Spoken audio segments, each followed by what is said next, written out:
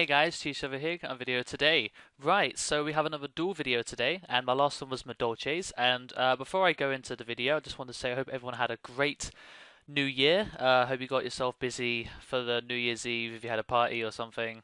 Fantastic. I had a lot of fun as well, so now that we've got the new year, to start off with a brand new duel video. Now, today I'm going to play Hazy Flames. Now, everyone's going to go, oh, that archetype from Cosmo Blazer, who gives a shit about that? It's like one the one set archetype didn't get any support past the first set. I was like, okay, guys, let's just go to Primal Origins, have a look at the support, and see if Hazy Flames got anything. And it turns out they did get something, and it's a bloody good card as well. Hazy Flame Hydra. I'm gonna have a picture of it on the screen. This card cannot be targeted by your opponent's card effects. You cannot special summon any monsters except fire monsters. An Xyz monster that was summoned using this card as Xyz material gains its effect. When this card is Xyz summoned, target one Hazy Flame in your graveyard, attach that target to this card as Xyz material.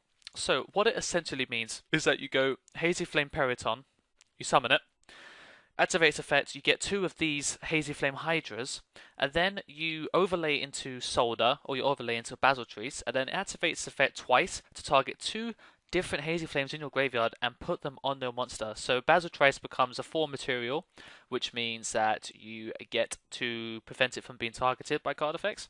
But if you put on a Solder, Evilstar Solder, with 2 materials on it, is pretty beastly, and then you can attach extra materials on it later. Overall, Hazy Flame Hydra is a great card. Also, it's 2300, which is a really good. It's the highest attack out of all the monsters. I think so. Maybe I think Hippogriff is higher. And it has 200 defense, so you can rekindling it back with a whole bunch of Cerberuses and Hippogriffs, and you just make yourself a nice little 5 material Basiltrice, and it just helps the consistency of the deck, because the deck, as I've noticed, is very inconsistent. It's very explosive, as in you can put massive monsters on the board, but you do struggle to when you open up, and you can open up hands, terrible hands, and it takes a long time to get anything going, but when it does go, you can eventually lock up the field. Now I have 2 replays. I played about 6 games, and I only found 2 replays that I actually wanted to show you. The other ones, they weren't even. If I lose, it's okay, but if I lose and it's because I didn't draw any outs, I didn't have any consistency, I just completely lost, I couldn't do anything, then I don't want to show that kind of replay, because it doesn't show what the deck can do. So anyway, the first one is Hazy Flame versus a Utopia deck. I just wanted to show what the deck does on my first replay. Yeah, so anyway, he summons Sphinx. Oh, I didn't say that. I draw Sphinx, sorry. So he summons Unicorn Spear, and it's like, okay, sure. So I had an idea that it's probably some kind of Utopia dot deck. So he Dark Bribes my Onslaught, and I draw Call the Haunted. So I summon Periton, and I summon a Sphinx and a Hydra. So I activate Sphinx's effect, and I mill a Rekindling, and I chose monsters, so I didn't actually get to get any monster from it, but generally you'll be able to get another monster, make 3 material. So I summon Basiltrice, and the effect of Hydra allows Basiltrice to get an extra thing on it, so it becomes a 3300 beta, which is always nice. So he Mirror Forces my monster, and I'm like, oh, okay. Yeah, he summons Utopia, and he gets himself a draw, summon Utopia Ray, activates Numeron Force. It summons Utopia Ray V, attacks, and I can't. Numeron Force negates Hazy Pillar, so I call the Haunted in the end phase in case he has something to stop it, which he did at Boundless. So I activate Sphinx, and I don't mill. I don't mill a monster, and I tribute summon it for Cerberus to try and bait out back row, and I do. So I Rekindling and summon back 2 Hydras. I think I summoned back something else. Oh no, I don't. So I summon Basiltrice and get myself some more stuff, which is always nice. There we go. And I use this effect to banish Utopia Ray V, and I attack into a Mirror Force, so it puts us back on equal cards, and it's his go. So he draws into Gogo Golem, attacks. Obviously, if I knew that by this point, if I take another 1800, I will lose, so it's up to me to top something that I can actually use. So I draw into Hazy Pillar, so it allows me to summon Sphinx. Activate effect, choose monsters, I mill a monster, and I summon Hydra, so attack over it, attack for 19. And I end my turn because I didn't think there's anything worth summoning, so Swords of Ian Light. Just keep in mind that Hydra, you can only summon fire monsters, so the only 2 monsters that you can summon with it are Basiltrice and a Evilstar Solder, and in this point there is no need to summon either of those. So activate Sphinx, and I choose spell cards. Obviously I should have chosen monsters, it would have given me another monster, but for every turn that Sphinx is on the field, it's just nice to have on. So Sphinx, I choose monster, actually managed to get a monster this time. I summon Solder. Either Star Solder goes off twice, which means I get to have 2 extra Xyz materials in Solder. So now it's a 4 material Solder. So it's very difficult to destroy. Swords of Being Light is just sitting there. I have a Forbidden Lance, but obviously I can't use that. And I MST the Torrential because I knew they only had 1 turn left. So I select monsters again, and I mill another monster with Sphinx, and I get myself another level 6. So I make Constellate M7 and do some more recycling and shenanigans. So he Dark Holes, I Forbidden Lance my M7 because Solder is protected. So he sets a Tesuke Knight.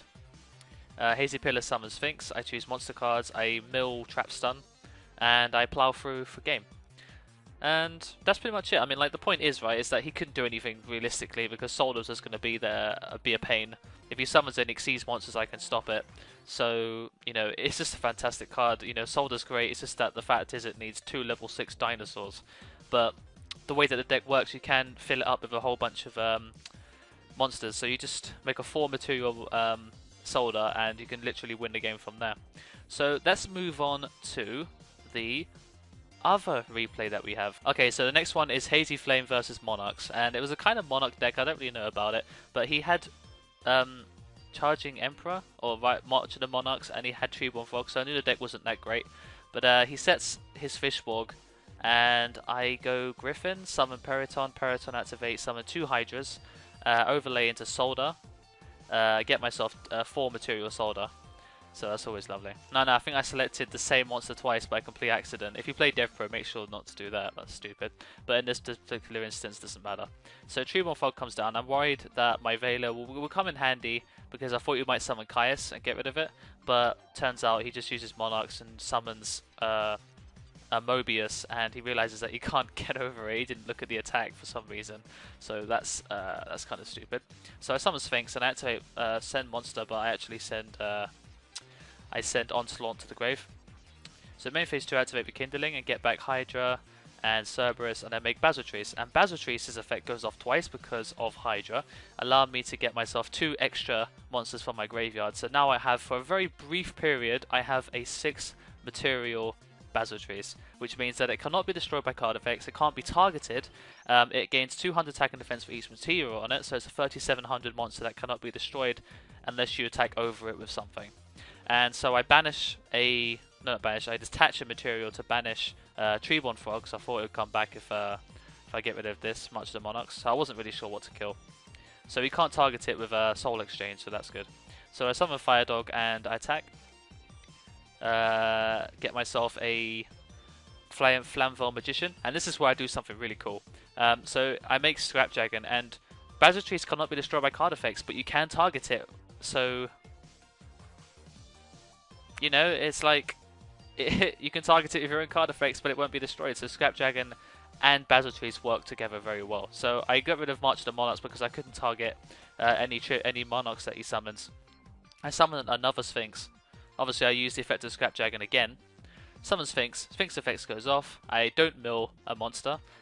And I attack with the rest of my stuff. And by this point, he realizes that he's lost. So he admits good game to me, but I finish up. So I Dark Hole, and Scrapjagon doesn't go off. Obviously, I haven't got any scraps in my graveyard. And I attack for game with Basiltrice because it's completely indestructible. Seriously, 3500 Basiltrice. I mean, what are you going to do? It's too good. It's too good. It's one of those decks that's really fun though.